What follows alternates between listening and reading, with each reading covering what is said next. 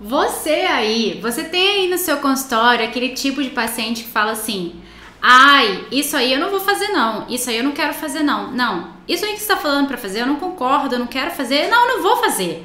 Sabe aquele tipo de paciente que não quer fazer nada da sua conduta, que sempre fica questionando, fala que não quer fazer, que assim não tá bom, que assim não tá ruim pra ele e que sempre questiona tudo que você orienta pra ele fazer? Pois é, seu paciente é quem está fazendo o que quer dentro do seu consultório e no vídeo de hoje eu vou te mostrar por que isso acontece e o que você tem que fazer para lidar com esse tipo de situação. Antes da gente começar, se inscreve aqui no canal, porque toda semana tem vídeo novo pra você e quando você se inscreve no canal, o YouTube notifica você e você não perde nadinha, você vai estar sempre recebendo os melhores conteúdos fresquinhos aí pra você ficar super antenado no que tá rolando aí e também é legal você deixar o seu like pra você me ajudar aqui, porque esse vídeo eu produzo com muito carinho pra você, então me retribui aí dando o seu like positivo aí também, tá bom? Então vamos lá. Por que isso pode estar acontecendo, né? Por que isso acontece? Paciente que muitas vezes não quer seguir a conduta, que só quer fazer o que ele quer, fica contestando sempre, né? O que isso significa de verdade? Bom, muitas vezes isso significa que a imagem do profissional não está bem implementada na cabeça do paciente. Porque se o paciente, ele fala que não vai fazer e fica discutindo com você, parece muitas vezes igual criança mimada, sabe? Que fala assim, não, eu não vou lá, eu não quero fazer isso, eu não quero comer isso. E a gente sempre fica falando assim, ah, esse tipo de criança não respeita a mãe. E é isso que muitas vezes acontece. O nosso paciente, ele não respeita a gente, ele não vê a gente como um profissional em que ele realmente possa confiar e ele fica inseguro. Então isso é muito mais grave do que o simples fato da pessoa, às vezes a gente achar que a pessoa é rabugenta e às vezes até pode ser o perfil da pessoa e a gente tem que saber lidar com isso, não é culpa do paciente ser rabugento. Só que a gente como profissional, a gente tem que estar preparado para lidar com esse tipo de pessoa e tem que entender por que esse paciente ele não está confiando na gente enquanto profissional. Isso também é um provável indicador de um atendimento ineficiente. E entenda como atendimento, tá? Toda a parte de experiência, toda a parte de comunicação que você tem com o seu paciente.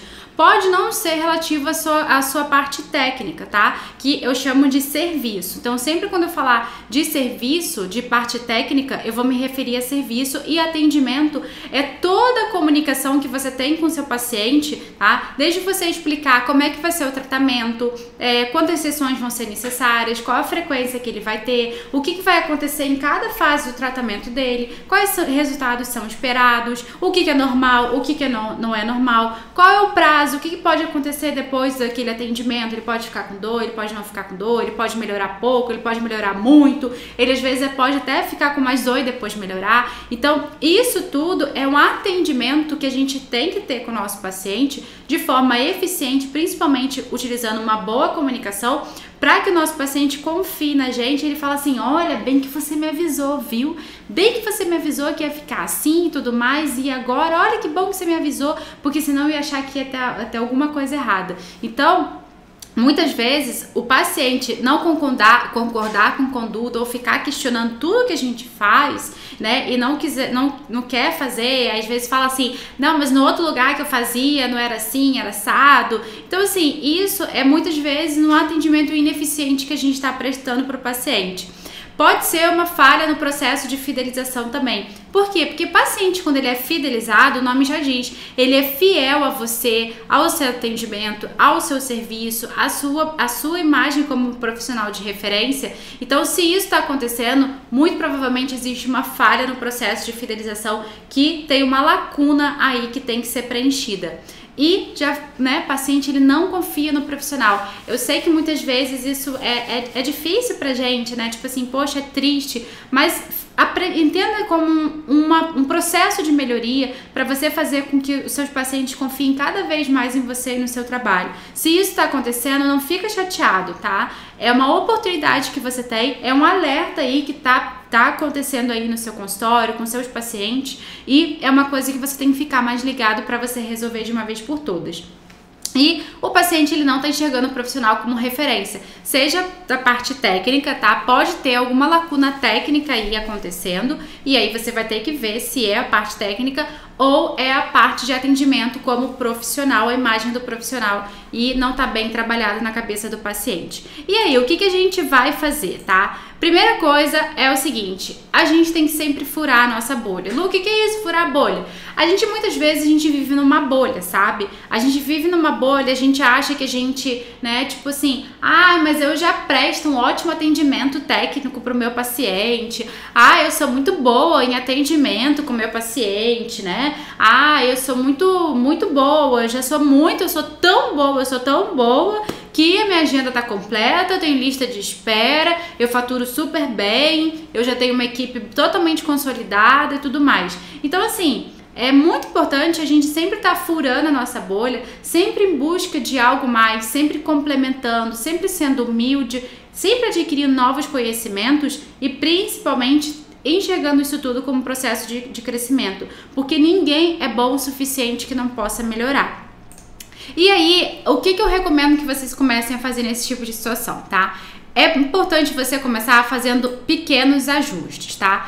Por que pequenos ajustes, Lu? Porque olha só, quando você faz pequenos ajustes, você vai estar dando vários estímulos, tá? Pequenos estímulos para o seu paciente na sua mudança de conduta, na sua mudança de postura, na sua mudança de atitude, na sua mudança de comunicação. E esses pequenos estímulos constantes e numerosos, eles têm muito mais efeito do que um grande estímulo único, forte e muito violento. E quando a gente faz um único estímulo, tá? Muito forte, muito violento, a reação da pessoa que recebe esse estímulo pode ser muito brusca.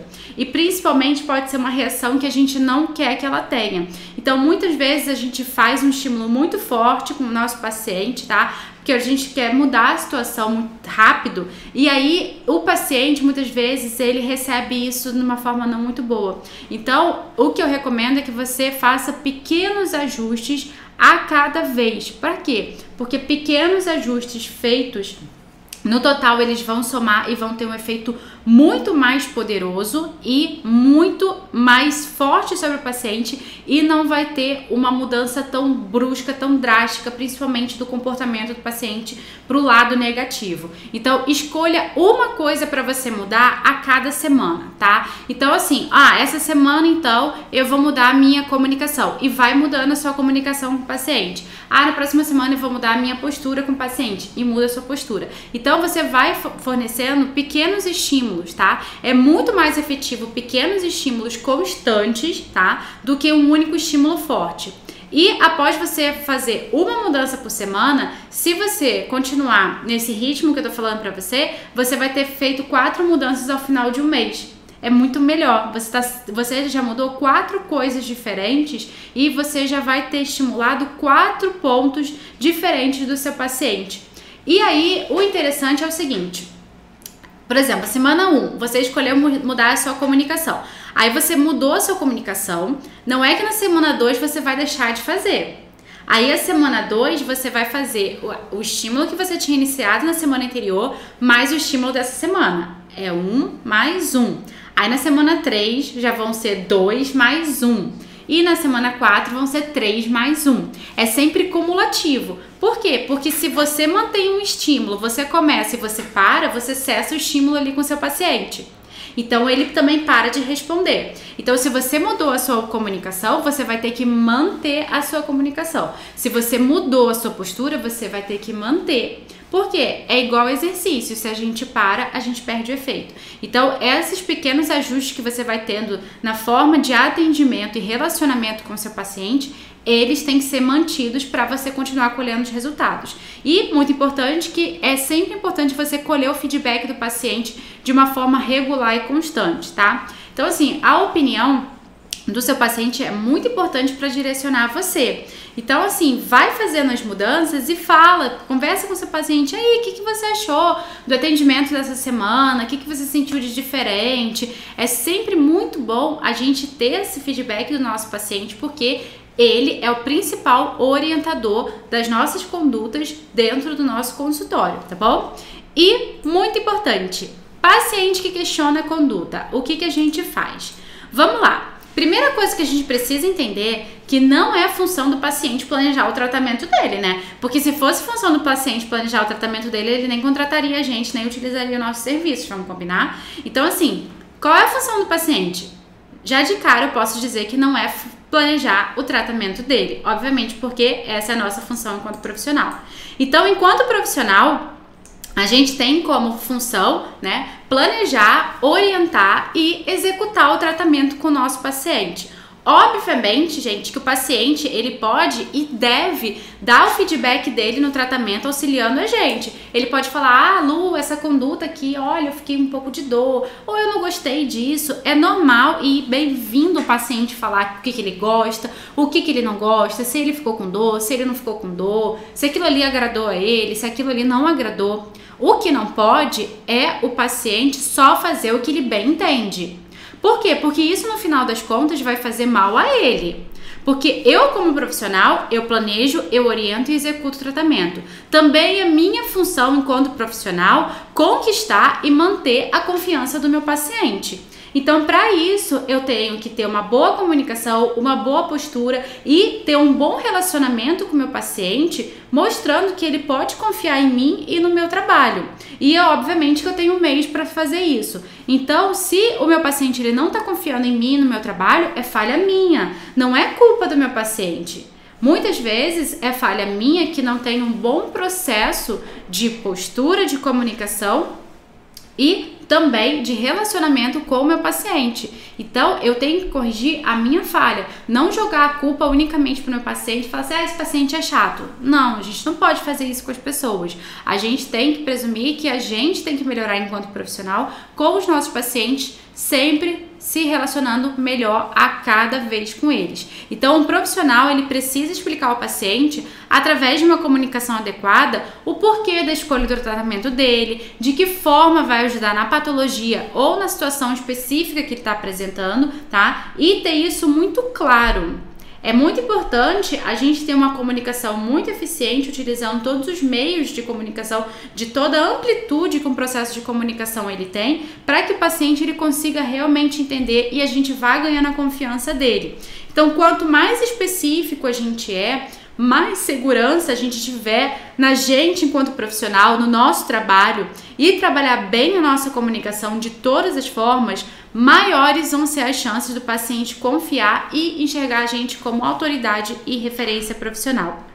Então, é o seguinte, o paciente que questiona a conduta, para e pensa, o que eu tô fazendo aí que não está levando uma comunicação eficiente com o meu paciente, o que eu posso fazer para melhorar, aplica esses passos aqui que eu acabei de passar para você, melhora a sua comunicação, melhora a sua postura, invista num relacionamento muito melhor com o seu paciente, tenta entender ele, ouve, conversa mais, colhe o feedback dele, vai fazendo os pequenos ajustes a cada semana e eu tenho certeza que essa relação aí já vai começar a melhorar muito e com isso você vai conseguir ajudar muito mais pessoas através do seu trabalho, tá certo?